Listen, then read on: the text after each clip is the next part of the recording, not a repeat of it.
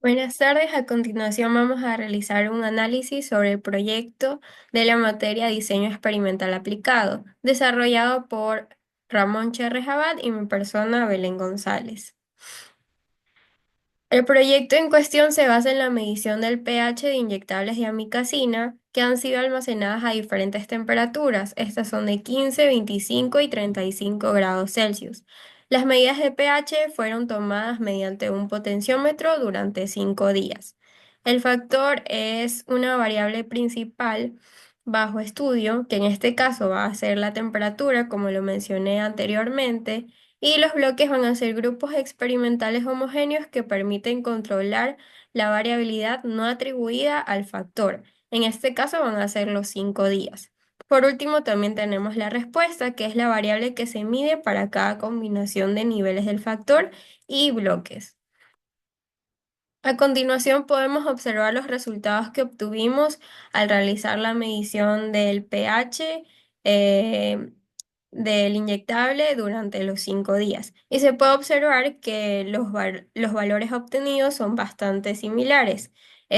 Para este producto, que es inyectable de amicacina, la especificación del pH se encuentra en un rango que va de 4 a 6 y también podemos ver que todas las mediciones se encuentran dentro de este rango. Más adelante también se va a explicar que el promedio de todas estas mediciones va a ser de 5,34. También realizamos dos gráficas para medir el efecto que van a tener el factor y los bloques. Primero tenemos la gráfica del factor, donde se puede ver el efecto que va a tener la temperatura en cuanto a las en cuanto a las diferentes mediciones.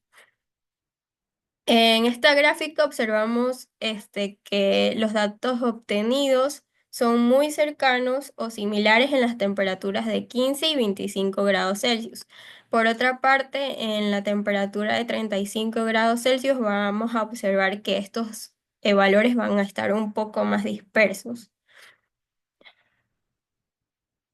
Por otra parte, en la gráfica de los efectos de los días, se podría decir que conforme van pasando los días, los valores de pH también van a estar más dispersos. Por ejemplo, en el día 1 los valores son iguales, en el día 2 y 3 no son iguales, pero son bastante cercanos. Sin embargo, en el día 4 y 5 podemos observar una dispersión de los datos.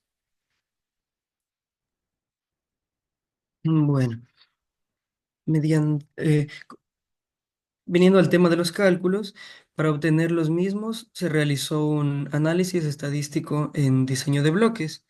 Este análisis nos ayuda a determinar si existen diferencias estadísticamente significativas entre los grupos de tratamiento y al mismo tiempo tiene en cuenta la variabilidad introducida por los bloques, ¿no?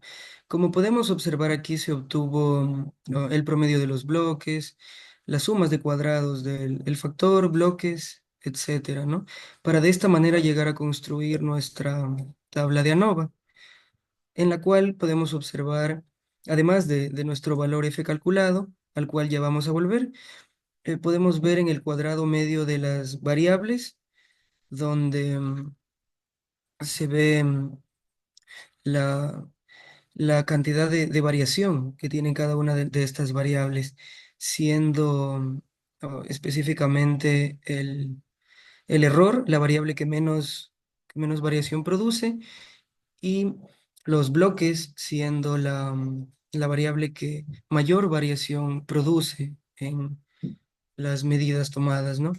Ahora sí, volviendo a nuestro valor F calculado, este nos deja saber que existe una evidencia estadística,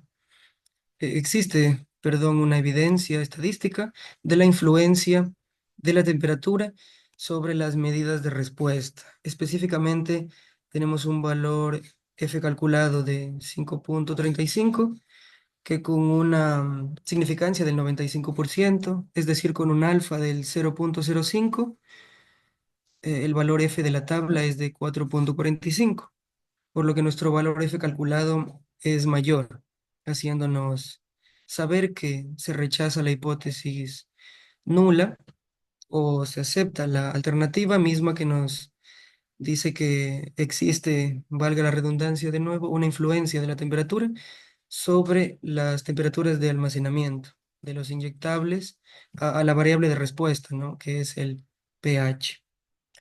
Am, Aunque no esté aquí en los cálculos, vale recalcar que se realizó un análisis LSD de Fisher, pero no está aquí proyectado porque el mismo no indicó diferencias significativas fuertes de que exista un mejor tratamiento, una mejor temperatura de almacenamiento, ya que se agrupaban todas en el mismo, caían todas en el mismo agrupamiento, según el análisis de Fisher.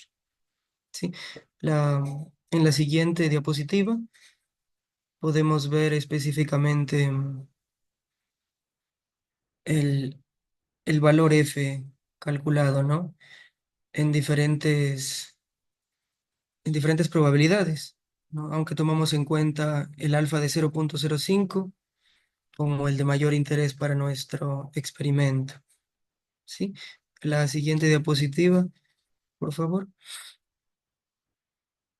Aquí tenemos unos gráficos residuales, ¿sí? Donde los más relevantes para nuestro experimento tenemos la gráfica de probabilidad normal, la misma que nos muestra que los datos tienen una distribución normal.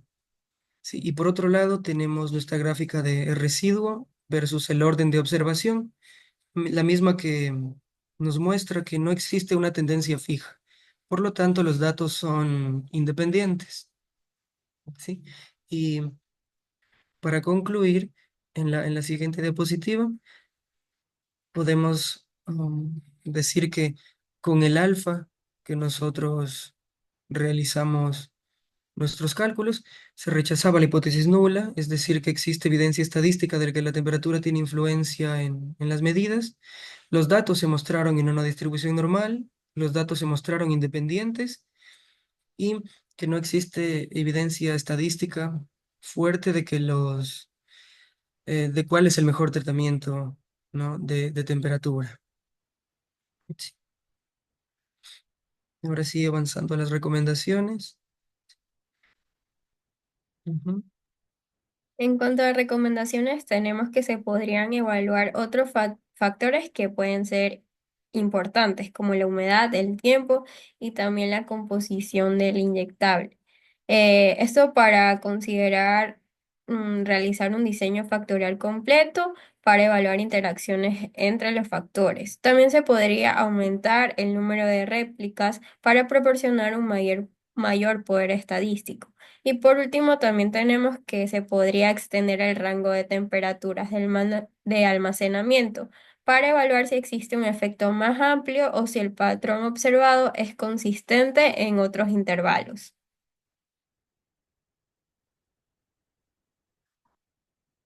A continuación tenemos las referencias empleadas en este proyecto y bueno, por último, muchas gracias.